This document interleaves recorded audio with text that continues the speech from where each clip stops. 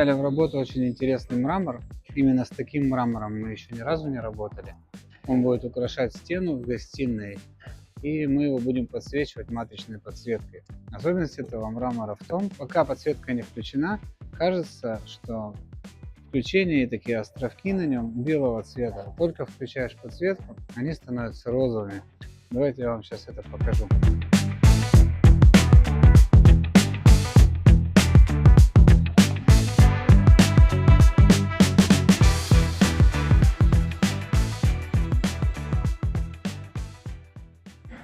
Вот эти островки, вот эти пятнышки, вот эти включения, они становятся розовыми тогда, когда камень стоит на подсветке.